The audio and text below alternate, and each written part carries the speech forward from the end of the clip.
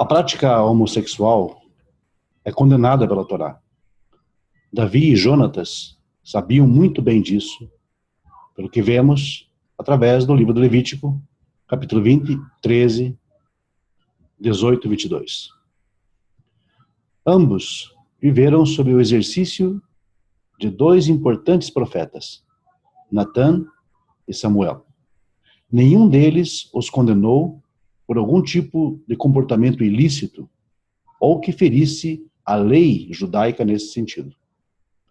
No entanto, Natã repreende Davi não pelo envolvimento com algum homem, mas sim com uma mulher, Batseba.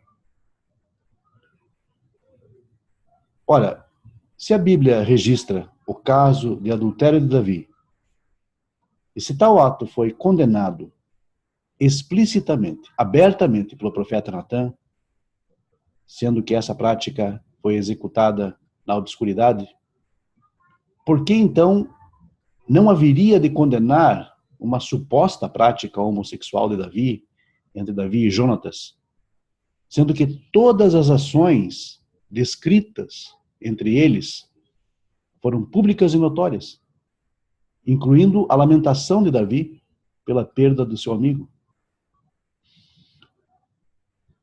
Vamos passar então para a análise da seguinte parte. Sucedeu que, acabando Davi de falar com Saul, a alma de Jonatas se ligou com a de Davi, e Jonatas o amou como a sua própria alma. Saul naquele dia o tomou e não lhe permitiu que tornasse para a casa do seu pai. Jonatas e Davi fizeram aliança, porque Jonatas o amava como a sua própria alma. 1 Samuel 18, 1 a 3. Ora, vejam só. O fato da alma de Davi ter se ligado à de Jonatas não pode ser usado como argumento para justificar alguma prática ou suposta prática homossexual entre ambos. Por quê? Porque a mesmíssima expressão usada, no caso aqui no texto de 1 Samuel, Benefesh Yehonatan Nikshera Benefesh Davi, que a alma de Jonatas se apegou à alma de Davi, a mesma expressão foi usada por Jacó em relação a Benjamim, seu filho. Ou seja, não era uma palavra, uma expressão comumente usada para indicar relacionamento erótico ou de homossexualidade. Foi usada na Bíblia para indicar uma ligação especial fraterna. Em segundo lugar, uma observação básica do contexto nos mostra que se trata de uma amizade verdadeira e forte. A leitura de todo o contexto da história desses dois homens mostra que Jonatas entendia claramente que seu pai Saul perderia o trono e que Davi era legitimamente o escolhido de Deus para reinar. Nesse sentido, Jonatas mostra compromisso de amizade e lealdade ao futuro rei, mesmo ainda não tendo sido empossado. Vemos aqui, então, nesse próximo slide, o momento em que o profeta Natã condena Davi pelo seu envolvimento com Batseba, mas não o condenou em momento algum por algum envolvimento com outro homem.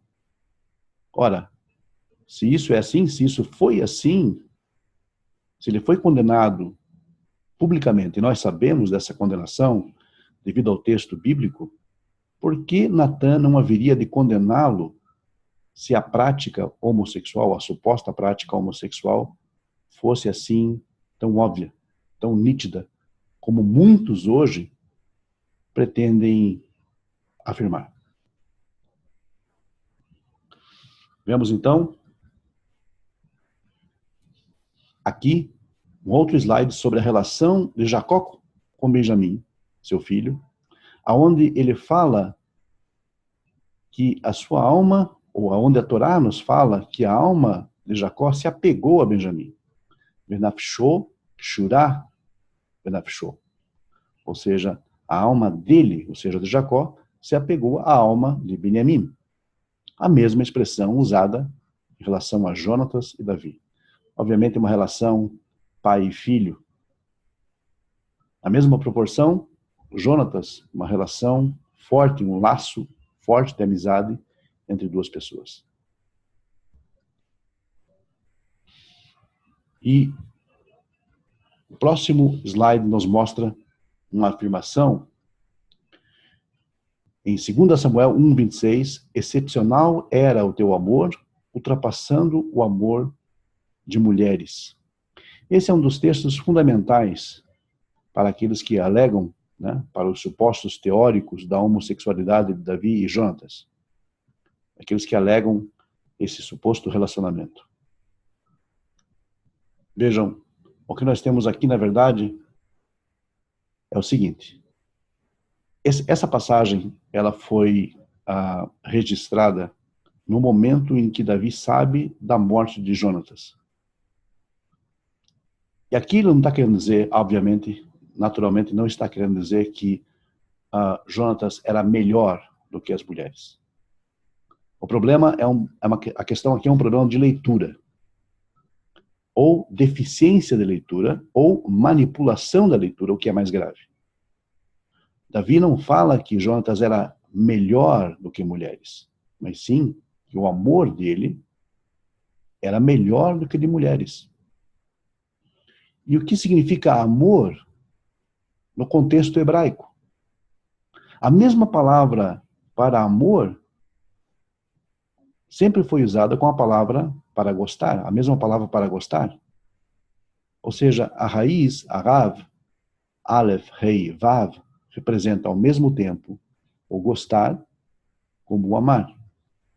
Pode ser uma relação de amizade, pode ser uma relação amorosa. Porém, devido ao que nós já vimos anteriormente, nesse vídeo, é notório que aqui ele está falando da relação de amizade entre ele e Jonatas. Até porque ele diz, excepcional era o teu amor, ultrapassando o amor de mulheres. Não que ele fosse melhor que uma mulher, mas sim a amizade, o vínculo que os unia era mais forte do que o vínculo que unia Davi a qualquer uma das suas mulheres.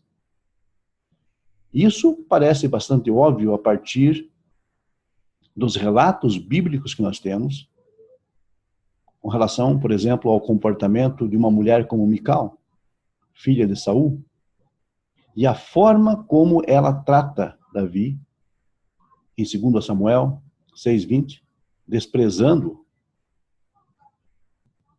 Então, numa versão alternativa, nós poderíamos dizer aqui, então, Davi disse o seguinte: teu amor por mim era maior do que o amor das mulheres. Ou seja, o vínculo que nós mantínhamos era muito mais forte do que qualquer vínculo com uma mulher. Veja aqui, no próximo slide. E sucedeu que, entrando a arca do Senhor na cidade de Davi, Mical, a filha de Saul, estava olhando pela janela e vendo ao rei Davi, que ia bailando e saltando diante do Senhor, o desprezou no seu coração. Essa atitude de Mical certamente estava no pensamento de Davi quando ele disse, ou quando ele citou, essa questão do amor de Jonatas ser melhor do que o de mulheres.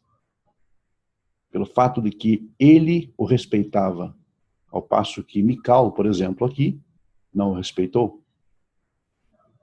Então, nós temos a tendência de amar, de nos vincular muito mais, ou de termos vínculos muito mais fortes com aqueles que nos respeitam, notoriamente. Podemos comparar isso ao que disse Davi ao compor o cântico fúnebre por Saul e Jonatas, baseado no comentário de Malbim. Em referência a Saul, ele disse: por isso agora, mulheres de Israel, chorem por Saul. Ele enriqueceu-vos vestiu-vos de finas roupas e deu-vos belos adornos. Segundo Samuel 1:24. Aqui Davi sugere que as mulheres de Saul teriam como único motivo de lamentação apenas a falta que lhes faria toda a riqueza e pompa que o rei lhes oferecera. Elas nutriam, então, por assim dizer, um amor falso, mesquinho pelo rei. Uma afeição nada altruísta, em contraste com a atenção que Jonatas lhe devotou. Uma afeição altruísta, desinteressada, destituída de egoísmo, ao ponto de reconhecer naquele rapaz o novo rei. Entenda-se ainda que Jonatas tinha direito ao trono por ser herdeiro e sucessor direto de Saul. Porém, ele reconheceu, por devoção a Deus, reconheceu que Davi era o escolhido para reinar. E assim se submeteu como um fiel súdito ao novo rei. E isso, obviamente, causou um espanto, terror e raiva de Saul. Despertou nele muita raiva. Portanto, parece natural que assim ele tenha se referido a esse amor, a essa afeição amistosa, como algo melhor do que o amor que qualquer mulher poderia demonstrar. Davi sabia que muitas das suas mulheres e concubinas mantinham por ele uma afeição apenas superficial e interesseira, que era natural. Ainda mais naquele contexto. Ao observarmos, então, o desprezo que Mical sentia por Davi, talvez possamos entender melhor esta afirmação do rei ao saber que seu fiel amigo havia perdido a vida.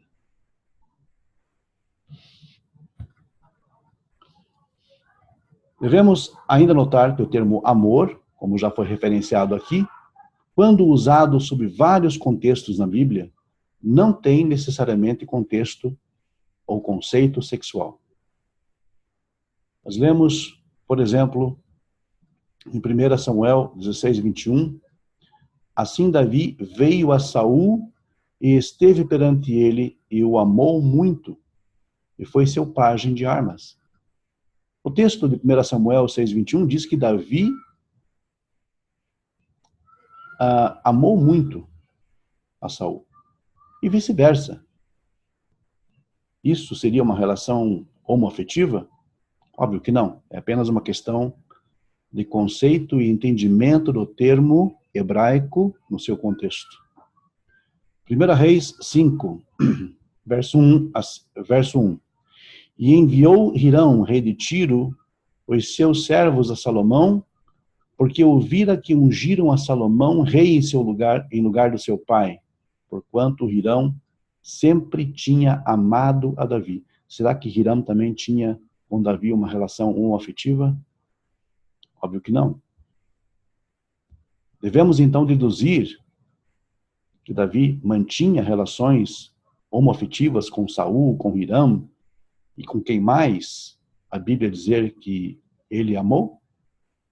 Se assim fosse, teria então a Bíblia declarado isso tacitamente, sem impor nenhuma condenação ao rei, como fez com o seu adultério com Batseba? É muito difícil. A amizade entre Jonatas e o rei Davi não está contrária às indicações bíblicas sobre o exercício do amor ao próximo, por ser relatada então como intensa. Pelo contrário, está dentro do padrão exigido pela lei. E diz o seguinte: amarás o teu próximo como a ti mesmo. Levítico 19:18. Este é o padrão máximo de exercício do amor fraternal. Amar como se ama a si mesmo. Nosso mundo é um mundo bastante preconceituoso, um mundo bastante malicioso, e tende a se apoiar em qualquer fragmento de texto bíblico para poder suportar ou apoiar as suas ideias. Mas, infelizmente, para essas pessoas, isso não tem respaldo em fatos. O livro de Provérbios 18, 24, como está na tela, diz o seguinte: há amigo mais chegado do que um irmão. E o texto que nós temos ali é o seguinte: Ve'yesh orev davek me'ach. O termo amigo nessa passagem tem o sentido de amor, ou aquele que ama. Sendo assim, o livro de Provérbios mesmo destaca que há amizades tão fortes que podem superar até mesmo o amor entre irmãos. Diz ainda a Bíblia: o homem que tem muitos amigos sai perdendo, mas há amigos mais chegados do que um irmão. Era esse tipo especial de amor, forte, compromissado, leal, que havia entre Jonatas e Davi. Temos na sequência ainda que muitos se apegam com relação à questão do beijo que é relatado entre Davi e Jonatas. 1 Samuel 20, 41 diz que Davi e Jonatas se beijaram, que é algo absolutamente normal na cultura do Antigo Oriente, prática que sobrevive até os dias de hoje. E na nossa sociedade ocidental, pais beijam filhos, irmãos se beijam, e vice-versa. O problema não está no fato de que algumas pessoas,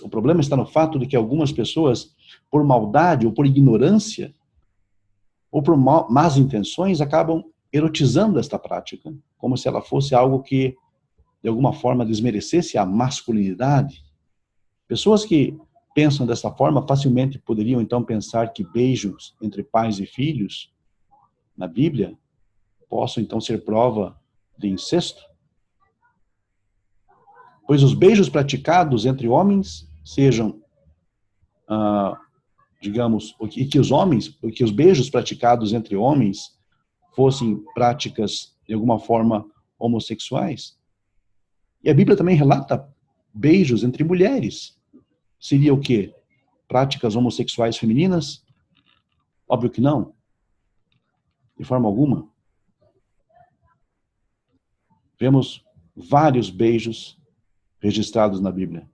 Em Gênesis 50, verso 1, José e seus irmãos, Moisés beija seu sogro em Êxodo 18, 7, Orfa e a sua sogra em Ruth 1, 4, Samuel e Saul em 1 Samuel 10, verso 1, e tantos outros.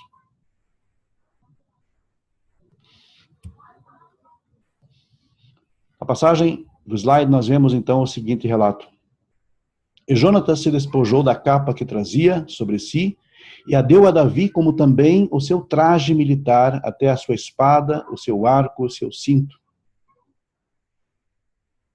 Afirmam os teóricos da homossexualidade de Davi e Jonatas que esta passagem indica, então, uma cena onde houve uma intimidade sexual entre ambos, pois Jonatas teria se despido diante de Davi.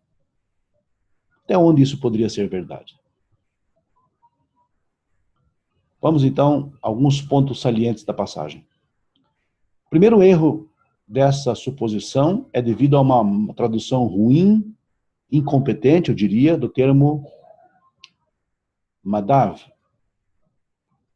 No caso, do termo madim, declinado em construto, com o sufixo pronominal possessivo de terceira pessoa do singular. Nas versões em língua portuguesa, lemos o termo como se fossem vestes, que Jonatas teria tirado as suas vestes, mas não diz que tipo de vestes essas eram. E logo se imagina que Jonatas ficou totalmente despido diante de Davi. E a imaginação de certas pessoas, diante de uma cena assim, voa longe. Segundo eles, implicaria num relacionamento íntimo. É uma imaginação realmente bastante fértil e maliciosa, eu diria, juntamente com uma péssima exegese. Na verdade, ao examinarmos a palavra à luz do melhor dicionário de língua hebraica que existe, Even Shoshan, nós encontramos o termo Madai, vertido como, ou compreendido ou explicado como uniforme. Ou seja, roupas de serviço, vestimentas especiais de militares, de servidores oficiais que se ocupam de alguma atividade pública, uniformes militares, uniformes de polícia. Bigdei Srad, Levush Meyuchad Shel Anshei Tzava, Shel Pikdim, Rishmiim, Haosekim, Bemikzoa Tziburi Mesuyan, Madei Hayalim, Madei Shoterim. O que nós vemos então é que Jonatas despiu-se do seu traje militar, ou seja, da sua armadura ou das suas vestes para a guerra, e a entregou a Davi todos os seus despojos militares.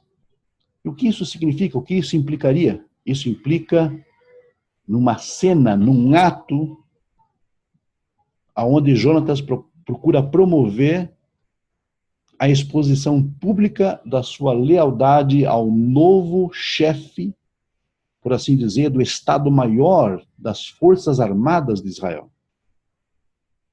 Ou seja, ele reconhecia em Davi o comandante em chefe dos exércitos de Israel. E entrega, por assim dizer, todas as suas distinções militares ao rei, incluindo o seu arco, que está no contexto militar, a fim de que Davi possa entender que ele está totalmente submisso ao novo rei. Rei que ainda não havia sido empossado, mas que ele reconhecia em Davi o novo comandante em chefe do exército israelita. Naturalmente que nós não vemos nesse texto, nesta passagem, nenhuma referência a Jonatas como estando a tirar as suas roupas sob o seu uniforme militar. Porque os soldados israelitas usavam, além do Madim, que era o uniforme militar, usavam uma roupa ligada ao corpo. E essa roupa ligada ao corpo era como se fosse a roupa íntima de hoje em dia, ao qual não se registra que ele tenha tirado. Até porque não precisaria, porque a referência do ato, a referência básica do ato era entregar, depor armas diante do novo rei. Oferecer a ele, então, um tributo militar. Muito típico no antigo Médio Oriente. Desta forma, ver nessa ação de Jonatas um ato de homossexualidade, homossexualismo ou prática homossexual é realmente usar muita imaginação e ir muito além, mas muito além do que a Escritura realmente quer dizer.